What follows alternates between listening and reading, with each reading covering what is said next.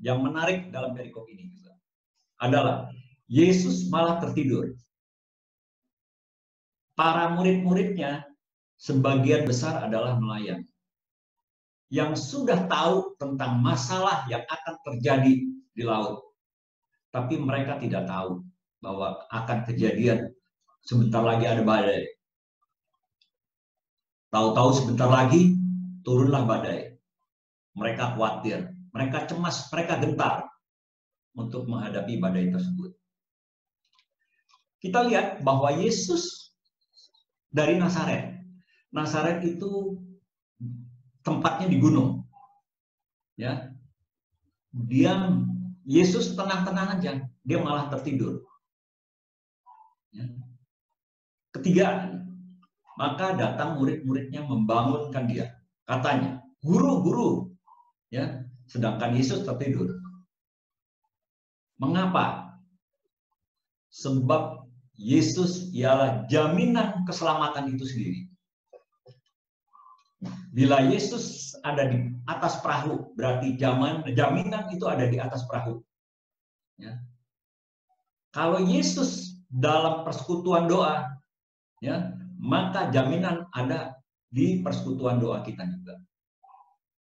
Kalau Yesus ada di rumah atau di tempat usaha kita, maka jaminan keselamatan ada di rumah atau tempat usaha kita. Ya, terlihat dari jawaban Yesus kepada muridnya. Ya, di mana Yesus tidak gentar sedikit pun menghadapi badai. Ya, karena dia tahu siapa dirinya. Dia adalah Allah yang memberikan keselamatan. Saya kasih cerita sedikit. Dalam usia semuda ini, ya, sudah beberapa kali saya mengalami badai. Ya, tapi tidak diceritakan semua. Saya ambil yang sedikitnya aja. Itu pada kejadian tahun 2015. Tahun 2015, saya pergi pelayanan ke Banggai, Lubuk, Neolion. Tempat kelahirannya Romo Teri.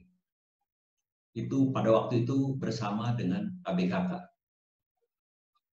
Dari Denpasar menuju Makassar, lalu ke Manado.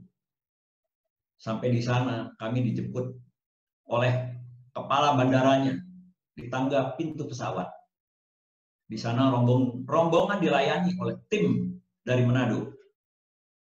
Saya berpikir, ya, kami datang untuk melayani.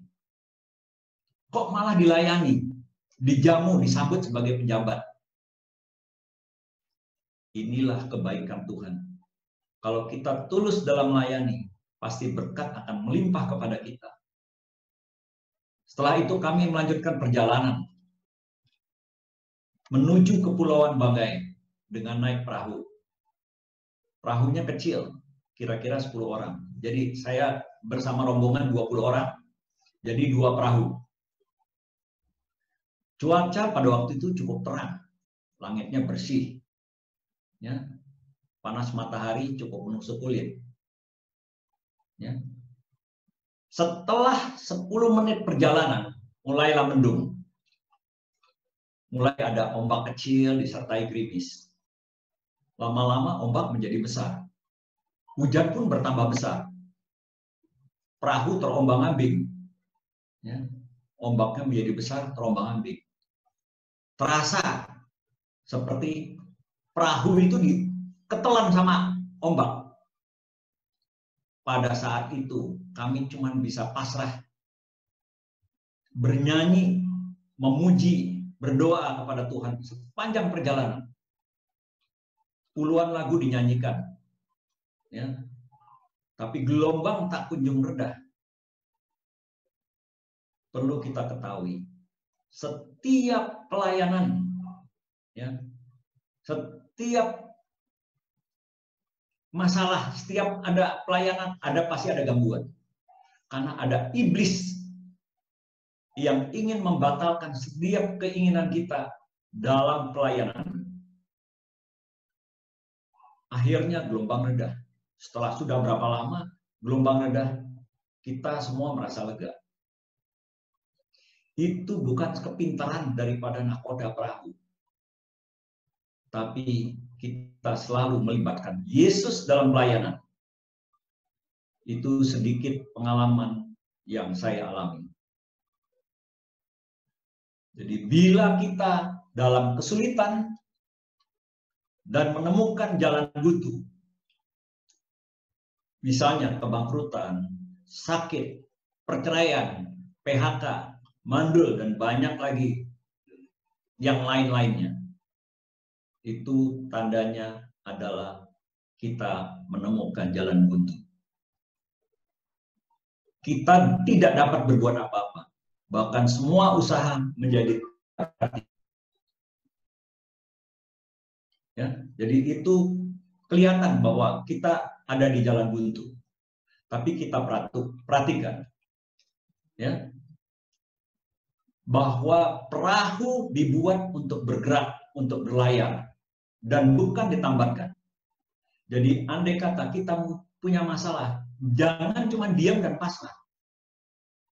Jadi tetap kita harus bergerak. Ya. Jadi bukan ditambatkan, perahu bukan ditambatkan. Jadi untuk bergerak. Jadi Anda dan saya diciptakan oleh Tuhan untuk mengarungi kehidupan dan bukan menunggu akhir kehidupan. Banyaknya ombak mungkin adalah adanya badai, tapi itulah seni hidup. Ya. Seni hidup yang dapat diceritakan sebagai pengalaman hidup. Coba Anda bayangkan, kalau kita berada di laut, tanpanya ada ombak, tanpa gelombang, ya sama aja seperti di darat. Nggak ada seninya, tidak ada yang menarik, dan tidak ada yang diceritakan. Jangan menyesali kesalahan yang sudah kita buat, tapi jangan kita mengulangi kesalahan yang sudah kita perbuat. Mendung diciptakan bukan untuk menjadikan langit menjadi gelap, tetapi segala sesuatunya harus dipikir secara positif, bahwa sebentar lagi kita menantikan kesejukan air hujan yang akan turun. Semoga dari firman kita tetap percaya dan berserah kepada Tuhan. Karena Tuhan Yesus dahsyat dan penolong bagi anak-anak yang berseru kepada Dia. Mari kita duduk kepala, kita tutup dalam doa.